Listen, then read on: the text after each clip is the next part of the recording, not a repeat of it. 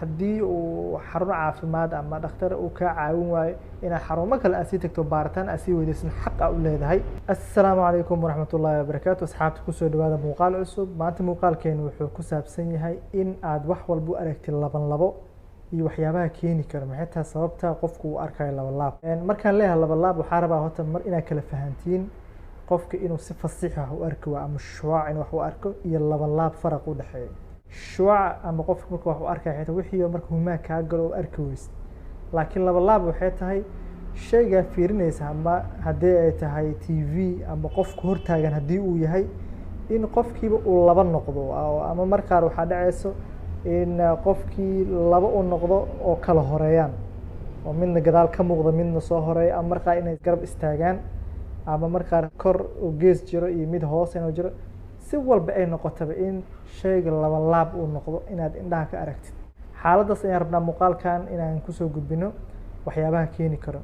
intaan muuqaalka hore u gudagelin haddii taa marka ugu horeyso muuqaaleen daawatid subscribe saar, sidoo kale haddii aad naga mid tahayna like noo saar. xaaladdan qofka laba laab uu arkayo ama loo yaqaano diplopia, waxyaabaha keeni karo waxay noqon kartaa waxyaabo inta badan indhaha la xiriiro ama marka qaar waxyaabo ka baxsan oo xaalad ka weyn tahay arrintaas oo laga yaabo saacadaha ugu horeeya ama baaritaan dheeraad kadiba la fahmi karo in xaaladdan ay xaalad khatar tahay oo emergency ah tahay. sidaa awgeed qofka ugu horeeya oo dareemi karo waa qofka bukaanka ah. marka haddii xaaladdan isku aragtid marnaba ha ka labalabeen inaad xarumaha caafimaadka tagtid ee ugu soo horeyso dhakhtarka indhaha. sidoo kale marka qaar waxaa dhacdo in indhaha markii la baaro kale cillad laga waayo, sidaa awgeed dhakhtarka indhaha inuu ku dhahaa laga yaabaa dhib ma lahan, inkastoo ay qalad tahay in dhib ma lahan, sababtoo ah qofka wax dareemi karo waa adiga. xaaladdanna qofkii culays ku haysa waa adiga oo wadada qofka uu la mari karin. sidaa awgeed ayaa muhiim u tahay marka in qofka uu mar walbo emergency u fahmo oo xarumaha caafimaadka u tago oo si serious u qaato uuna u sharaxo wuxuu dareemayo dhakhaatiirta, khaasatan dhakhaatiirka indhaha. marka waxaan rabnaa xaaladdan waxay tahay waxyaabaha sababi kara maxay noqon kartaa. midda koowaad oo ah inay sababto strabismus ama murqaha indhaha. murqaha indhaha marka qaar ama inay gudaha galaan ama inay dhan walba ama banaanka u baxaan, dhan walba oo strabismus oo markaa dhowaan kugu soo kordhay xaaladdan way keeni kartaa oo adigoo mar iska socdo inaad dareentid wixii lablaba ah. sidaa awgeed haddii markaar dhakhtarka indhaha u tagtid oo kale xaaladdan xilli hore waa la fahmi karaa oo xalkeeda waa lagu sii karaa. marka qaarna waxaa suurtoobaysa inay iska tahay normal laakiin aad u yar tahay jaaniskeeda oo la yihahdo decompensate voria, taasoo ah maalintii saacadaha dambe oo kale oo maqribka u dhowda oo kale waxaa la yihahdo voria ama caadiyaan haddartaan indhaheena markaa sidaan aan kuu fiirina oo kale si walba toos u tahay qofka saacadaha dambe ama daalan oo kale waxaa ku dhaca waxa la decompensate voria wax la ah indhaha markaa labada indha xoogaa yar ee gees u baxaan. taas ama markaar waxaa laga yaabaa inay aragtid daqiiqado yar inay aragtid wixii laba kaa galo, laakiin midkan haddii ay ilbiriqsatid ama xoogaa nasiimir ama muujisid waa ay kaa baxaysaa. taasay kaga duwan tahay kuwan kale, inkastoo kuwaas xitaa marka qaar saacado yar ama daqiiqado yar ahaan karta, laakiin haddii ay aragtid inuu daalneyn marka emergency ay noqon kartaa. marka xaaladdaas laga soo tago waxyaabaha kaloo keeni kara xaaladda caafimaad ee qofka haysta guud, taasoo noqon karto MS cudur la yidhaahdo. sidoo kale thyroid, cuduradan waa cuduro la yidhaahdo autoimmune diseases. cudurkan la yidhaahdo thyroid markaar wuxuu soo weerarayaa murqaha indhaha. markuu murqaha indhaha soo weeraro isha banaanka usoo bixiyo calaamado aad u fara badan wuu leeyahay. xaaladdan way keeni kartaa. MS-ka way ka mid tahay cudur kale oo qofka qabsado. sidoo kale waxyaabaha keeni kara xaaladdan waxaa ka mid ah qofka indhaha caad ka fuul. taas laakiin caadka waxay kaga duwan tahay si tartiiba qofka u weynaataa oo tartiiba laga yaabaa qofka in walba wax yariis ay kusii kororto labadiisa.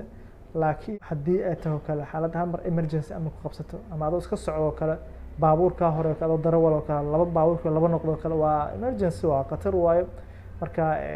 waxaa muhiim ah qofka inuu ilgooni u lahaado. marka xaaladahan waxaa u leeyahay waxay tahay dhakhaatiirta in aanan dhayalsan qofka wuxuu dareemayo, qofka asiga kaa og wuxuu dareemayo, sababtoo ah asiga culays ka haystaa. marnaba ha dhayalsanin,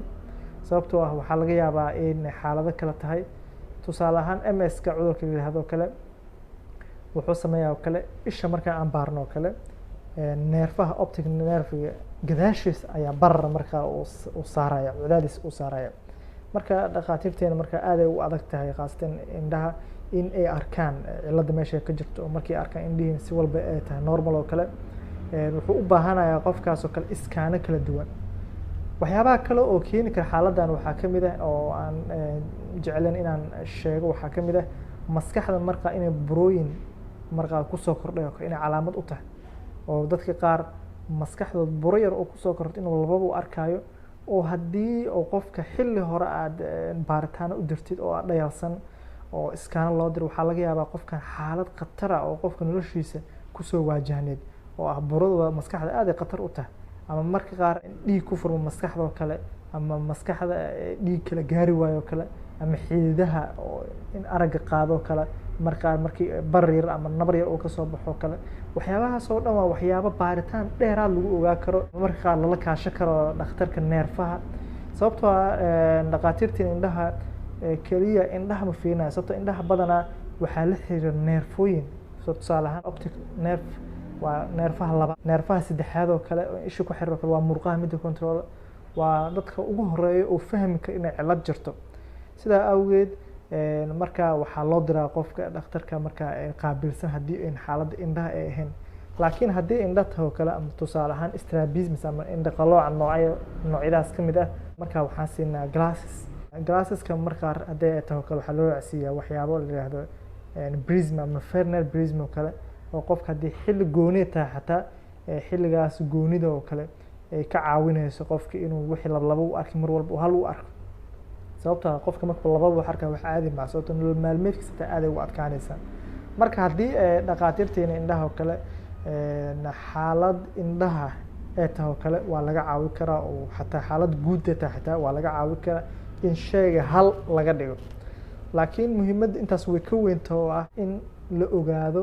cilada saxda ah ee jirto oo baaritaano dheeraada qofka lagu sameeyo si qofkan khatar ku imaan lahayd loo badbaadiyo dhammaan intaas soo sheegnay oo kale waxay ahayd waxyaaba keeni karo iyo muhiimadda ay leedahay qofka haddii laba isku arko oo araggiisa laba ka gasho kale in xarumaha caafimaadka u degdego si baaritaan dheeriya loo galo waxay noqon kartaa waxyaabo iska fudud oo indhaha ku eg iyo waxay noqon kartaa mid aan sheegno daal un yarna tahay oo markaa indhaha ilbiriqsi ka baxay marka qaarna waxay noqon kartaa xaalad khatar oo emergency ah oo ishaada kusoo socotay ama maskaxdaada kusoo socotay ama caafimaad guud kusoo socotay in xilli hore baaritaan lagu sameeyo awgeed aad ka badbaadid marka dhammaan bahda caafimaadka ka shaqeeyana haddii calaamadaas qofka uu sheegto kale marnaba ha dhayalsanina sidoo kale qofka dareemaya xaq waxaa u leedahay haddii uu xarun caafimaad ama dhakhtar uu kaa caawin waayo inaad xarumo kale aad sii tagto baaritaan aad sii weydaysan xaq aa u leedahay marka intaas waxay ahayd muhiimadda ay leedahay qofka haddii uu laba wax u arko in xarumaha caafimaadka u degdego intaas ayaa muuqaalkeena kusoo gabagabeynaya waxaan idin rajaa caafimaad iyo indho fiyow